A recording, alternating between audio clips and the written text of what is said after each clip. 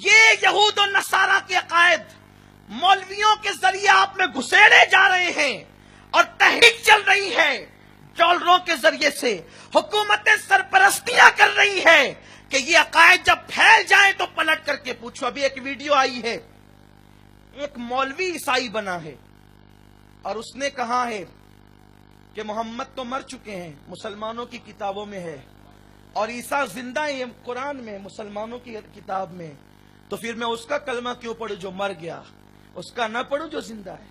یہی دین آنا تھا، ان منحوس عقیدوں کی وجہ سے یہی دین آنا تھا، یہی سازش تھی، وہ شروع ہو چکی ہے۔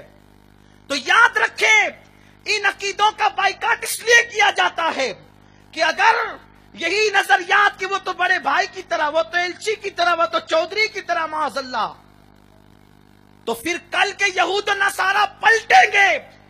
علم غیب پر جو اتنی تقریریں ہوتی ہیں نا کہ نہیں تھا، یہ نہیں تھا، وہ نہیں تھا، تو جناب عیسیٰ کے متعلق قرآن میں حضرت عیسیٰ کا فرمان بیان کیا گیا ہے کہ جو تم کھا کے آتے ہو وہ بھی جانتا ہوں، جو بچا کے آتے ہو وہ بھی جانتا ہوں۔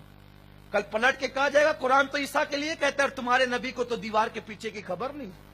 میری بات کو کوئی فرقہ واریت پر نہ لے، میں آپ کی ایمان کی محافظت چاہتا ہوں۔ خدا کیوں، اگر میرے آقا نے کہا لی اگر تیری وجہ سے ایک کا بھی ایمان بچ گیا تو پوری کائنات کی نعمت سے بہتر ہے یہ تیرے لیے۔ اسی لیے چیختے ہیں ہم، لیکن ہم پہ الزام ہے کہ ہم فساد کی بات کرتے ہیں۔ ہم پوچھتے ہیں نا، اگر کسی وزیر اعظم کے لیے یہ کہہ دیا جائے انہیں تو یہ نہیں آتا، اگرچہ ان کو نہیں آتا، بولو اس کی یہ بے ادبی ہے کہ نہیں ہے؟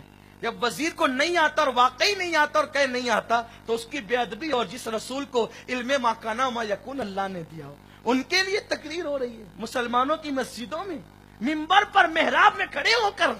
کیا دین آ گئے، کیا دین آ گئے، انا للہ و انا الیہ راجعون۔ یہی دین عیسائی دیکھنا چاہتے تھے، یہود دیکھنا چاہتے تھے، سو تم نے دکھا دیا۔ کاروبار کی محبت تو ہے، حضور سے محبت نہیں۔ اتنا تو ہوتا کہ ایسے لوگوں سے دور ہو جاتے۔ تو یاد رکھو، کل کے کہیں گے عیسیٰ تو چوتھے آسمان پر ہے، محمد مر کر مٹی میں مل گئے۔ اگر تمہاری نسلوں نے اللہ نہ کرے یہ عقیدہ قبول کر لیا، تم کہیں کے نہیں رہو گے، جواب دے نہیں سکتے، اور مطالبے کیے جائیں گے، مناظروں کے چیلنج کیے جائیں گے یہود و نصارہ کی طرف سے۔